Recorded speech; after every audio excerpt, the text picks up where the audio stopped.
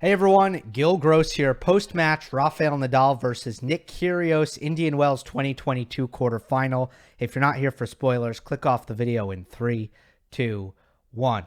Nadal comes through in 3 sets, moves on to the semifinal where he will face Carlos Alcaraz in another mouth-watering blockbuster matchup, and one that I think will challenge Nadal to a greater extent than this one did. Now, Nick was right there with Rafa, but once again, it felt like in this match, Nadal was able to win with far less than his best. And you'd think, not to get ahead of myself, that against Alcaraz, the game is going to need to be firing on all cylinders for Nadal if he wants to get through this one. But in this match, mental advantages, tactical advantages by Nadal, and finds a way through, again, in 3 sets.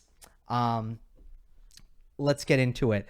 Starting with, I think I'm going to focus mostly on the 3rd set. I thought that was obviously the inflection point in the match in a couple of different ways.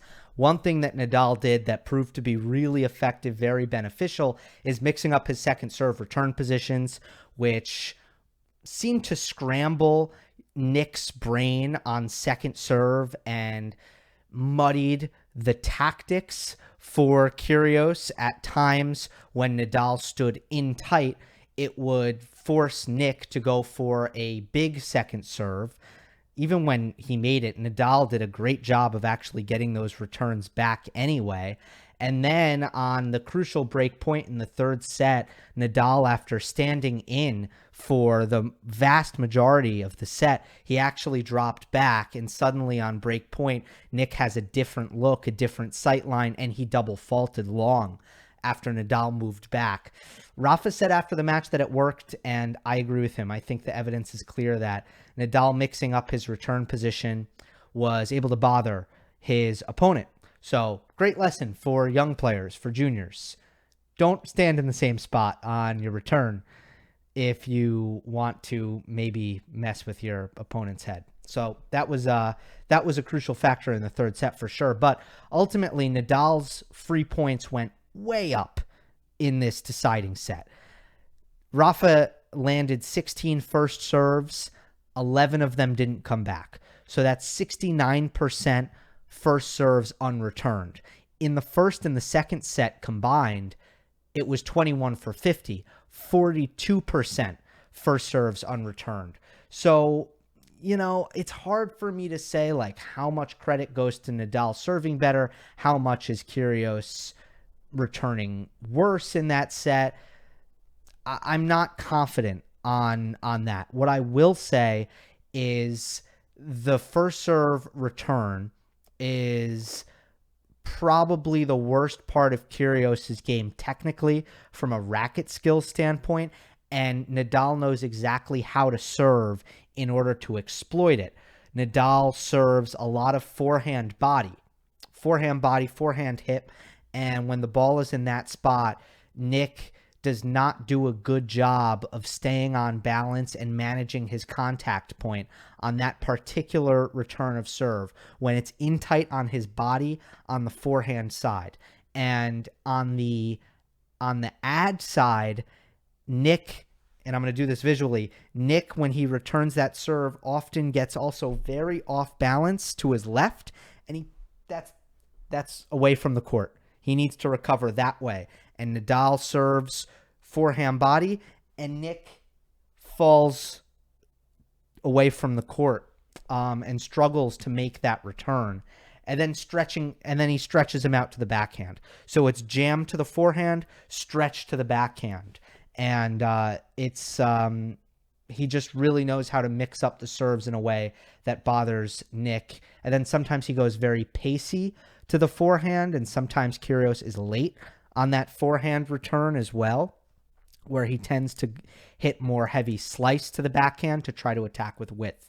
So Nadal does a great job of serving to Kyrgios, and Kyrgios is returning. That's the biggest skill gap here. Nadal can hit great first serve neutralizing returns against Nick. Nick doesn't hit a lot of great first serve returns against Nadal. Certainly he didn't in this third set. In fact, very rarely when Nadal made his first serve did Kyrgios hit a neutralizing return. And then, there's also the savvy defense where Nadal is also going to do a better job of coming from behind on first serve return points compared to Kyrgios. And then another thing that happened in this third set is Nick's first serve disappeared, and he only put 50% in. And let's face it, that's the best part of Kyrgios' game. If that goes away, if he's not making first serves, and he didn't, especially at the start of the set, and at the 3-all game when he was broken, at the 1-all game when he was almost broken, or I'm sorry, I think that was 2-all actually, where he was almost broken. Actually, both. He was almost broken in both. His first serve was really poor in his first 3 service games, and he's not going to be Nadal like that. We know that he's going to be fighting an uphill battle if he doesn't make first serves. That is the weapon that makes him a lot of the player that he is, and he didn't have that, so that would be a problem. However, Kyrgios still had a chance to win this match after hanging in there throughout the second set, and Nadal playing a very bad game at 5-6. More on that later. We saw another patch where Nadal was inconsistent off the ground and also double faulting too much, which, again, in Nadal's worst matches of 2022, of course, he's won all of them, but in the matches where he's almost lost, the double faults have been a common theme for a reason why he's found himself in sticky situations. But also, throughout Indian Wells, the ground game has been very up and down. He's lost feel for the ball. He's lost confidence. He's made a lot of unforced errors in patches. And in this match, that came at 5-6 in the second set, where he made a bunch of backhand errors. And then I think at the start of the third set, he made a lot of errors. But Nick at this point didn't have, in my opinion, enough tactical feel to understand what he had to do. What he had to do was make Nadal play from neutral, from the baseline, and make him hit a lot of ground strokes and make him think about his groundies and make decisions. Because it just seemed like Rafa was a little bit unsure of himself and lacking a little bit of confidence at that point in the match. But what happened? Kyrgios didn't make enough returns to make Rafa play. And then some of the returns he made was so central. He gave Nadal those easy kind of +1 attacking balls where he wasn't forcing Nadal to really make any difficult decisions from neutral points in the rallies. Going for a lot of drop shots, serve and volleying. Just didn't understand at that moment in the match that Nadal was making a high rate of unforced errors. And as a result, it would have been smart to play with a little bit of, first of all, to defend and neutralize enough to get into rallies. But then after that, dial back a little bit and make Nadal play from neutral because he wasn't feeling comfortable from there. Instead, when you approach the net, you give Nadal a target. When you hit a drop shot, you take Nadal's ground strokes out of the point and you let him use his feel and his volleys. When you don't make returns, you're not making Nadal hit ground strokes. The point is, Nadal was making a high rate of unforced errors. Nick couldn't make him hit ground strokes at that point. And that was the crucial stage of the match where I felt both players were kind of vulnerable and not at their best for different reasons. And Nadal came away from that stretch of the match ultimately with a lead, with a break advantage at 3-all, when Kyrgios hit 2 poor early drop shots. I think both were either first ball or second ball drop shots. Again, bailing Nadal out of playing a rally from the baseline, which he wasn't playing well at this point.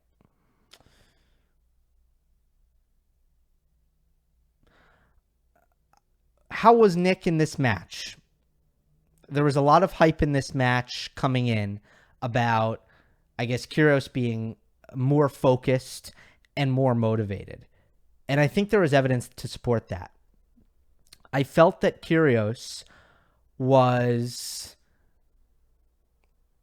playing with a lot of intensity and effort in this match.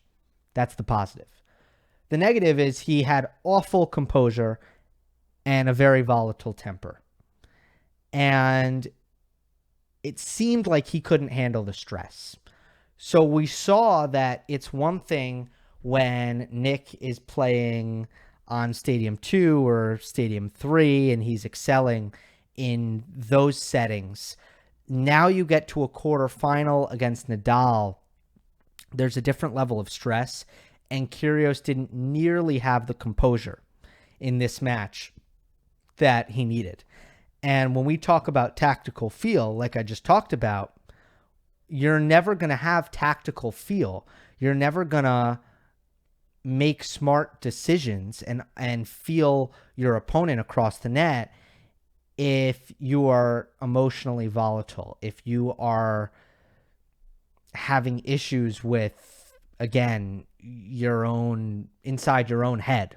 And in this match, Kyrgios got broken serving for the first set, and then as the set progressed, the latter stages of the first set progressed, Nick kept shouting about how he was 2 points away from winning the set, and he just couldn't let it go. He couldn't put it behind him, and he lost that first set tiebreak 7-love.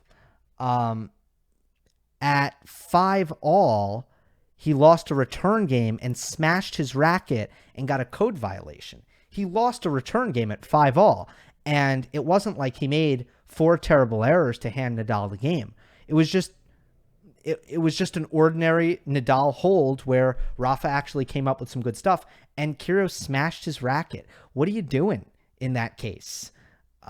So then he got a warning, and then he got a code violation to lose the tiebreak. And I don't want to get too much into all that nonsense. It's just not worth, I think, anyone's time, in my humble opinion. Then, during the third set, I mentioned Kyrgios was having trouble with his first serve.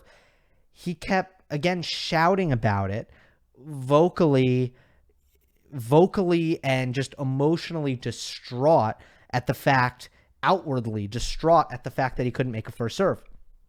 This is stuff out of the juniors.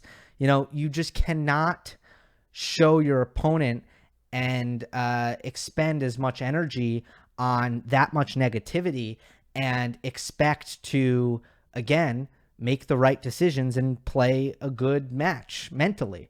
And Nick didn't in this case. After that patch that I'm talking about in the third set, Nadal really dialed it in, and his ground game in the second half of the third set was back to the kind of the normal Nadal that we are kind of more used to, and the Nadal that we've seen throughout most of 2022. But just in that patch in the start of the third set, it wasn't there, and Kyrgios couldn't really take advantage. So, Nadal showed, again, above the shoulders. He's a lot better than Nick. There's technical advantages over Nick. Kyrgios just not making enough returns to be competitive compared to Nadal in this matchup.